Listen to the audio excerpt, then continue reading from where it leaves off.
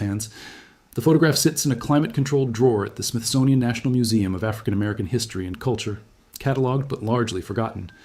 It's March 2024, and Dr. Maya Freeman, a cultural historian specializing in post-Reconstruction African American communities, carefully removes it from its archival sleeve during a routine digitization project. The image is remarkably preserved, a formal studio portrait from 1900, taken in sepia tones that have faded only slightly over 124 years. 6 people pose with the rigid formality typical of early photography, when subjects had to remain perfectly still for long exposures. A black family. The father stands at the back, wearing a dark wool suit that looks new, perhaps his finest possession. His hand rests on his wife's shoulder. She sits in an ornate chair wearing a high-necked dress with delicate lace at the collar, her hair pulled back severely. 4 children arrange themselves around their parents, 3 boys in identical knickers and white shirts with stiff collars, and a little girl, perhaps 4 or 5 years old, in a white cotton dress with embroidered flowers. Maya adjusts her magnifying lens, studying each face under the bright examination light. These are people born into slavery who lived to see freedom, though what that freedom meant in 1900 Mississippi is another question entirely. The Reconstruction era had ended 23 years earlier. Jim Crow laws were solidifying across the South, and black families existed in a precarious space between liberation and terror. The father's expression is dignified but guarded. The mother's face shows exhaustion beneath her composed exterior. The boys stare at the camera with unusual intensity for children, too serious, too aware. Then Maya's eyes fall on the youngest child. The little girl stands slightly apart from her brothers, her face softer, less burdened, but it's her hands that make Maya pause. While everyone else maintains traditional poses, hands folded, clasped behind backs, or resting naturally, the girl's left hand is positioned deliberately against her small chest, forming a specific gesture, 3 fingers extended upward, the index and middle finger crossed tightly over the thumb. Maya leans closer, her breath catching. The gesture is too precise to be accidental, too intentional for a child's random fidgeting during a long exposure. She photographs the detail with her high-resolution camera, zooming in on those tiny crossed fingers. The studio backdrop, painted garden scenery with artificial columns, suddenly feels less like decoration and more like a stage set, concealing something deeper. What were they hiding? What did this family know that required speaking in codes, even in what should have been a documented public moment? Maya checks the museum's acquisition records. The photograph was donated in 1987 from an estate in Chicago, part of a larger collection of early African American portraiture. No names were recorded with the image, no provenance beyond Mississippi family circa 1900. Just 6 faces frozen in time, and 1 small hand making a signal that shouldn't exist in 1900, 35 years after the Underground Railroad supposedly ceased operations with the end of the Civil War. Maya feels the familiar electricity that comes with discovering something extraordinary hidden in plain sight. She prints an enlargement and pins it to her office corkboard. The investigation begins now. Maya spends 5 days consumed by the photograph, barely sleeping. She surrounds her office with research materials, maps of Mississippi from 1900, census records, histories of Reconstruction and its violent collapse, scholarly texts on African American survival strategies in the post-slavery South. The little girl's hand gesture haunts her. Those 3 crossed fingers feel significant, deliberate, but nothing in her extensive knowledge base matches it. She starts methodically, searching academic databases for documented hand signals and coded communication systems used by enslaved people and their descendants. She finds references to quilt patterns allegedly used on the Underground Railroad, songs with double meanings and verbal codes, but no hand signals matching what she sees in the photograph. On the 6th morning, Maya contacts Dr. Elliot Richardson, an elderly historian at Howard University who spent 45 years studying covert resistance networks among black communities from slavery through Jim Crow. She emails him high-resolution images of the child's hand. His response arrives within 2 hours, marked urgent. "This changes everything I thought I knew. Call me immediately." Maya's hands shake slightly as she dials. Elliot's voice trembles with barely contained excitement. "Where did you find this photograph?" "Smithsonian Archives. Donated in 1987. No identification. Mississippi, 1900. Why? What am I looking at?" "Maya, I need you to understand something." Elliot pauses, gathering his thoughts. "The Underground Railroad didn't end in 1865. That's the sanitized version we teach in schools. Slavery ended, the railroad shut down. Everyone lived happily ever after. But the reality was far more complex and far more dangerous." Maya grabs her notebook, pen poised. "Explain." "After Reconstruction collapsed in 1877, the South became a killing ground for black people. Lynchings, night riders, systematic economic exploitation, legal persecution under Jim Crow. Black families needed protection networks just as desperately as they had during slavery, maybe more so, because now they were supposedly free, but had no federal protection. So the networks continued? They evolved, Elliot corrects. The original Underground Railroad conductors and station masters, those who survived, adapted their systems. They created new codes, new safe houses, new routes to help black families escape racial violence, arrange safe passage to northern cities, warn each other about threats. These networks operated in absolute secrecy from roughly 1877 through the 1920s. Maya stares at the photograph pinned to her wall. And the hand signal? That's what shocks me. I've read oral histories, studied coded letters, interviewed descendants of network families. I've heard rumors of hand signals for decades, whispers, fragmented stories, but I've never seen photographic evidence. His voice drops. What you're looking at is called the reload signal. It meant a family was connected, prepared, and ready to help or receive help. It was deliberately taught to children. Why children? Because children could move through communities without attracting suspicion. And if parents were killed or arrested, the children needed a way to identify safe families who would protect them. Maya feels chills run down her spine, staring at the little girl in her white dress, holding a gesture that meant her parents had prepared her for their possible death. Maya needs to find the photographer's studio, the starting point of this family's story. The photograph bears a faint stamp on the reverse side, partially degraded but still legible under magnification. Sterling and Sons Photography, Natchez, Miss. She spends 2 days researching Natchez, Mississippi in 1900. The city sits on the Mississippi River, once a major hub of the cotton trade and slave auctions, now a Jim Crow stronghold where black families navigate daily violence and oppression. She discovers that Sterling and Sons operated from 1892 to 1911, one of the few photography studios in the South that served black clientele. Maya tracks down census records, city directories, and newspaper archives. She finds an obituary from 1928 for Marcus Sterling, the studio's founder, describing him as a respected colored businessman who served the community with dignity for 30 years. The obituary mentions his son, James Sterling, who continued operating a smaller portrait business in Chicago after leaving Mississippi in 1911. Following the thread to Chicago, Maya discovers that James Sterling's great-granddaughter, Vanessa Sterling Hughes, is a retired art teacher living on the city's south side. Maya sends a carefully worded email explaining her research, attaching a scan of the photograph's backstamp. Vanessa responds within hours. My great-grandfather rarely spoke about Mississippi, but he kept things. Come see me. 3 days later, Maya sits in Vanessa's living room surrounded by family photographs spanning 5 generations. Vanessa, a woman in her 70s with silver locks and warm eyes, brings out a wooden trunk that belonged to James Sterling. He carried this trunk from Mississippi to Chicago in 1911, Vanessa explains. Never let anyone look inside while he was alive. After he died, my grandmother inherited it, but didn't know what to make of the contents. Now you're the first historian to see this. Inside the trunk, hundreds of glass plate negatives, carefully wrapped and preserved, portraits of black families from Natchez between 1892 and 1911, and beneath the negatives, 3 leather-bound journals in James Sterling's handwriting. Vanessa opens the first journal. My great-grandfather wrote everything down, every family who came to the studio, dates, names, sometimes notes about why they needed portraits made. Maya's heart races as Vanessa flips through pages to September 1900. Her finger stops at an entry dated September 14th. Coleman family. 6 portraits, express order, 3-day rush, special arrangement. Coleman, Maya whispers. What does special arrangement mean? Vanessa looks at her with inherited knowledge in her eyes. My great-grandfather's studio wasn't just a business. It was a safe place, a checkpoint. Families who needed help knew they could come to him. Was he part of the network?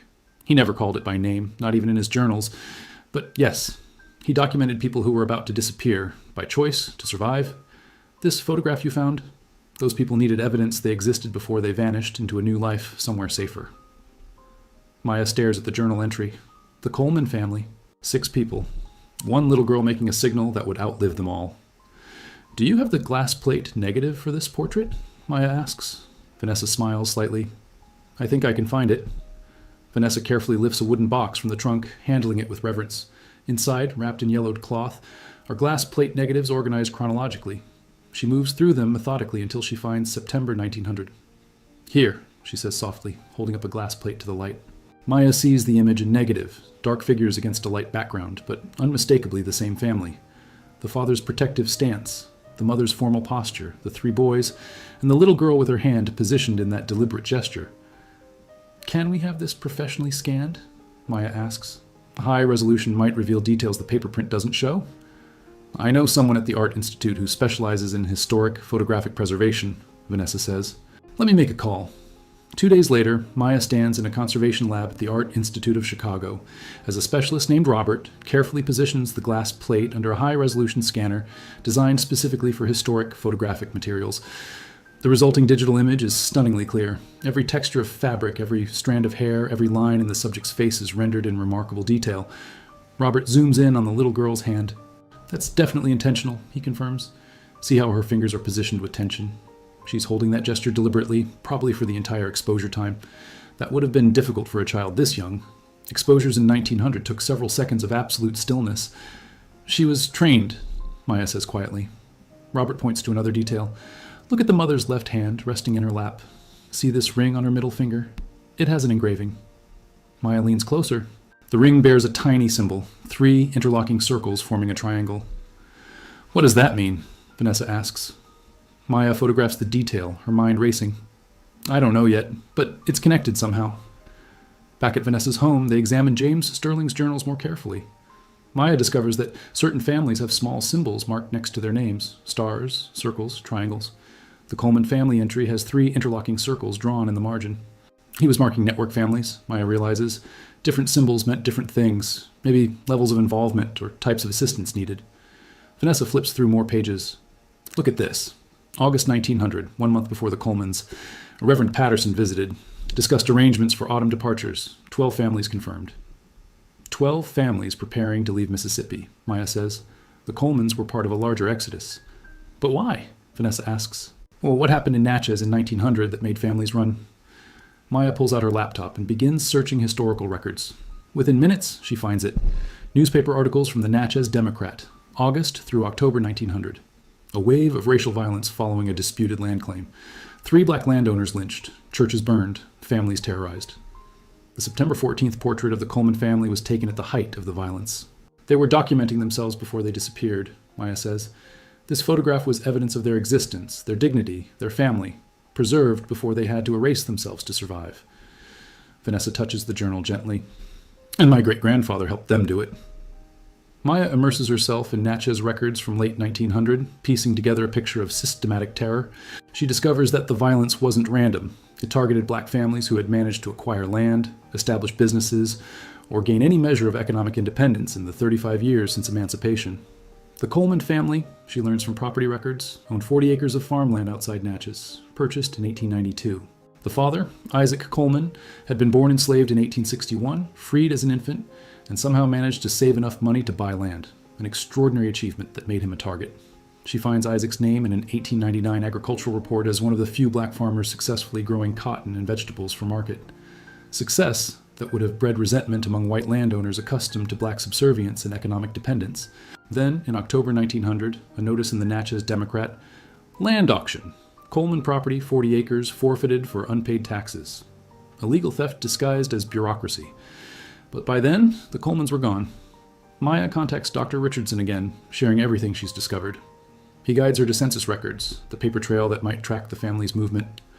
"If they left Mississippi in late 1900, they would have headed north," Elliot explains. Chicago, Detroit, Cleveland, cities where black communities were establishing themselves, where factory work was available, where they might disappear into growing populations. Maya searches 1910 census records for northern cities, looking for Isaac Coleman and his family. The name is too common, appearing hundreds of times. She needs more specific identifiers. And she remembers the children, the 3 boys and the little girl. She estimates their ages from the photograph. The oldest boy perhaps 12, the middle boy 10, the youngest boy 7, and the girl about 4 or 5. She searches for black families in northern cities with 4 children matching those age ranges. The work is painstaking, taking days of cross-referencing city directories, church records, and school enrollment lists. Finally, in a 1910 census record from Detroit, Michigan, she finds them. Isaac Coleman, age 49, laborer. His wife Esther, age 44, laundress. Children Thomas, 22, Benjamin, 20, Samuel, 17, and Ruth, 14. The ages fit perfectly, accounting for 10 years of growth. The Colemans made it. They survived. But Maya notices something else in the census record. Under year of immigration to Michigan, it lists 1900. Under place of birth for all family members, Mississippi. And in the margin, in the census taker's handwriting, a small notation, family declined to provide prior address. They had buried their past deliberately, erasing Natchez from their story, protecting themselves even a decade later and hundreds of miles away. Maya stares at Ruth's name. The little girl in the white dress, who made the reload signal with her small hand, who carried a code meant to save her life. She's determined to find out what happened to Ruth Coleman. Tracking Ruth Coleman through 114 years proves extraordinarily difficult. Maya starts with Detroit records from 1910 onward, searching for a black woman born in Mississippi around 1895 or 1896. She finds Ruth's name in 1918 Detroit school records, graduating from Cass Technical High School, one of the few black students in her class. Then the trail goes cold for several years, until Maya discovers a marriage certificate from 1921. Ruth Coleman married to William Harris, a postal worker. The surname change complicates the search, but Maya persists. She tracks Ruth Harris through city directories, living on Detroit's east side, no occupation listed in the 1920s and 1930s, likely working at home, raising children, taking in laundry, or doing domestic work that left no official record. Then Maya finds something unexpected. Ruth's name appears in the archives of the Second Baptist Church of Detroit, one of the oldest black churches in the city, and a historic station on the original Underground Railroad before the Civil War. Ruth served as a Sunday school teacher from 1925 to 1964. Maya contacts the church, speaking with the current historian, an elderly deacon named Frank Morrison, who maintains their extensive archives. When she explains her research, his response surprises her. "Mrs. Harris," he says immediately. "Oh, I remember Sister Ruth. She taught my Sunday school class when I was a boy in the 1950s. Quiet woman, very dignified, but warm with children. She died in 1987, lived to be 91 years old." Maya's heart races. Did she ever talk about Mississippi? About her childhood? Never. Not once. A lot of the older folks who came up from the South during that era didn't speak about it. Too much pain, too many memories they wanted to leave buried. Did she have children? 3 daughters and a son. The youngest daughter, Grace, still lives here in Detroit, works as a nurse at Henry Ford Hospital. I can give you her number if you'd like. That evening, Maya calls Grace Harris Thompson, Ruth's daughter, now 72 years old. Grace is cautious at first, another historian asking about the past, but when Maya mentions the photograph and describes the hand signal, Grace's voice breaks. "I need to see that picture," she says. "Can you send it to me right now?" Maya emails the high-resolution scan. 10 minutes pass. Then her phone rings. Grace is crying. "That's my mother. That little girl is my mother? I've never seen a photograph of her as a child. She always said they didn't have any pictures from before they came to Detroit. She said they were lost." "They weren't lost," Maya says gently. "They were hidden, protected." "The hand signal," Grace whispers. "My mother did that once. I was maybe 8 years old, and we were at church. An old woman came up to her, someone visiting from down south, and they looked at each other, and my mother made that exact gesture with her hand. The woman started crying, and they hugged like they were family, but I'd never seen her before. When I asked my mother about it later, she just said, 'That's how we used to say hello in the old days, baby.'" Grace agrees to meet Maya in Detroit. They sit in Grace's living room, surrounded by photographs of Ruth's life.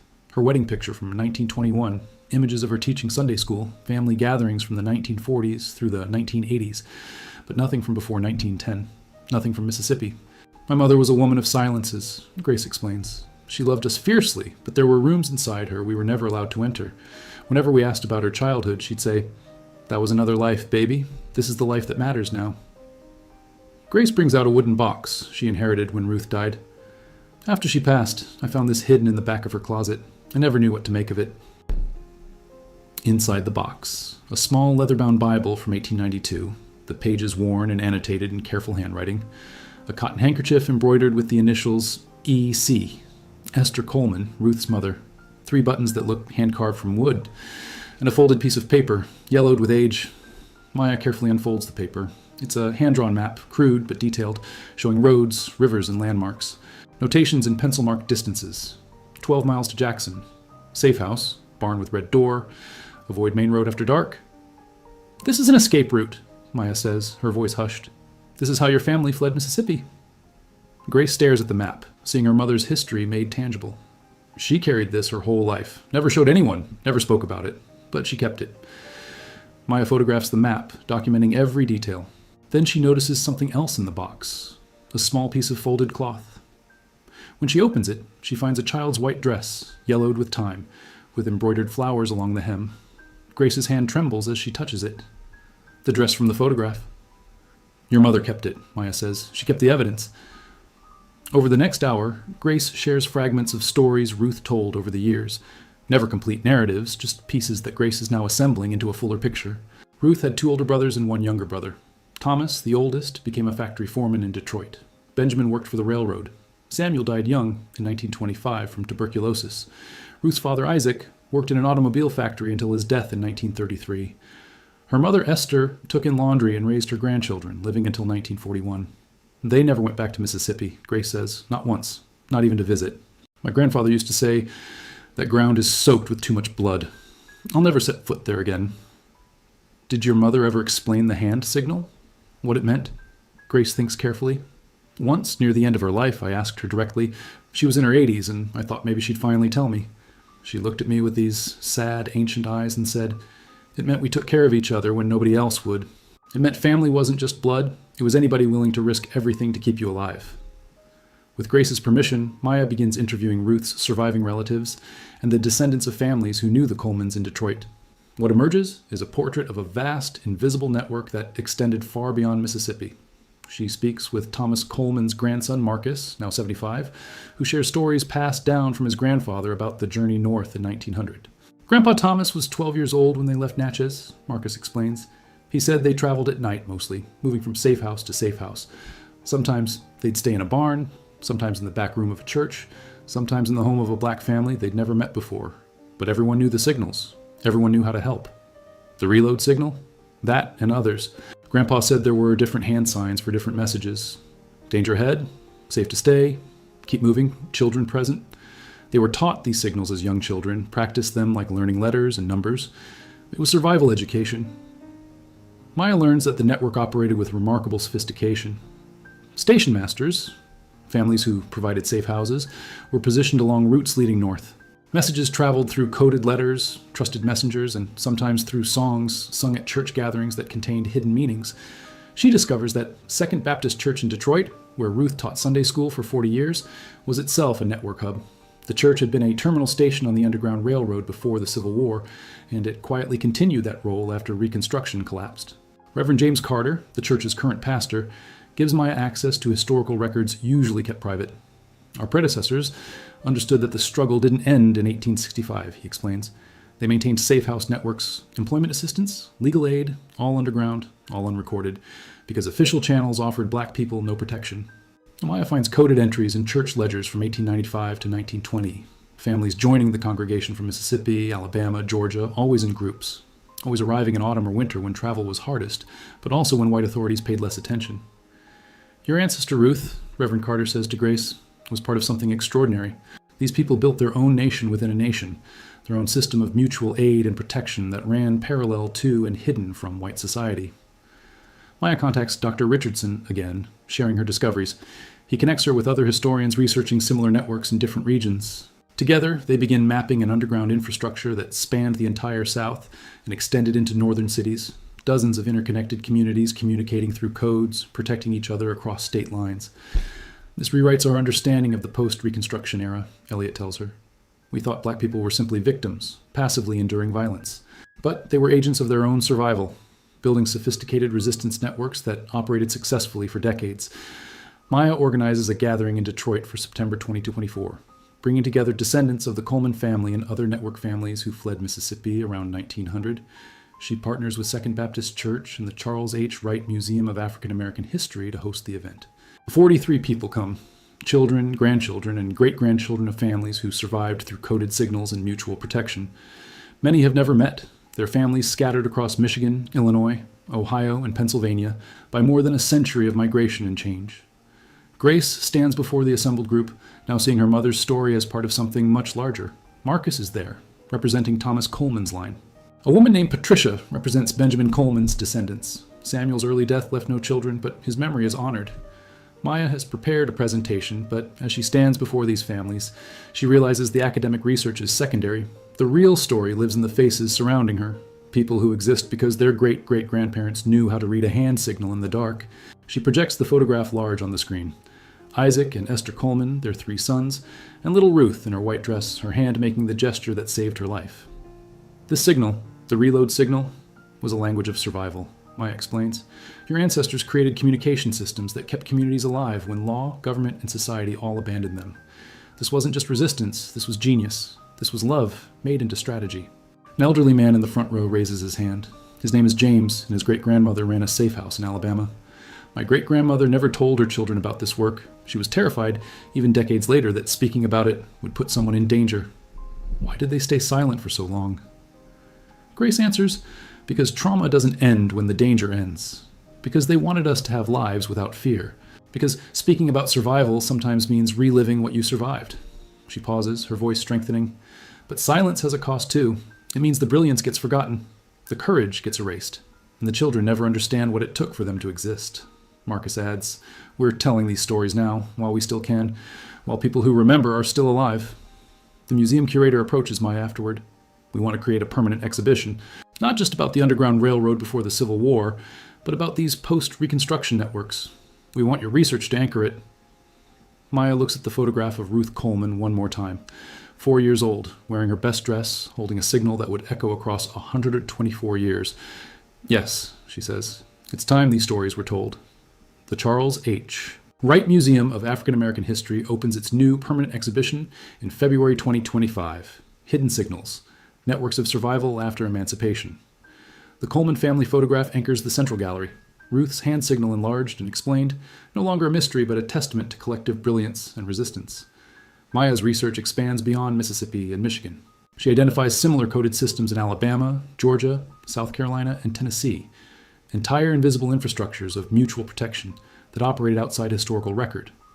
Other historians begin investigating their own regions, discovering parallel networks their scholarship had previously missed. Academic journals publish Maya's findings. Documentary filmmakers request interviews. But the most meaningful impact happens quietly, in living rooms and church basements where descendants gather to share stories their grandparents never told. Grace establishes a scholarship fund in Ruth's name for students studying African American history and social justice. She works with the museum to create educational programs teaching young people about the networks, not as ancient history, but as models of community organizing and mutual aid that remain relevant today. The wooden box that held Ruth's Bible, map, and childhood dress becomes part of the museum's permanent collection, displayed alongside James Sterling's journals and glass plate negatives. Visitors can see the actual artifacts that made survival possible. Hand-drawn maps, coded letters, photographs that documented existence before families had to disappear. Families separated by generations reconnect. A woman in Chicago discovers her cousins in Cleveland. A man in Philadelphia learns his great-aunt's family settled in Detroit. The network, dormant for a century, sparks back to life. Not from necessity now, but from love and remembrance and the need to honor those who came before. Maya returns to the Smithsonian, where this journey began, and requests they update their records for the Coleman family photograph. No longer cataloged as Unknown Family, circa 1900, it now reads, Isaac and Esther Coleman family, Natchez, Mississippi, September 1900. A photograph taken by James Sterling 3 weeks before family fled racial violence. Child making reload signal is Ruth Coleman, later Ruth Harris, 1896 to 1987, who became a Sunday school teacher in Detroit and quietly preserved this history for 124 years. She thinks about how many other photographs in archives worldwide hide similar stories, how many hand signals, glances, and silent codes wait for someone to ask the right questions.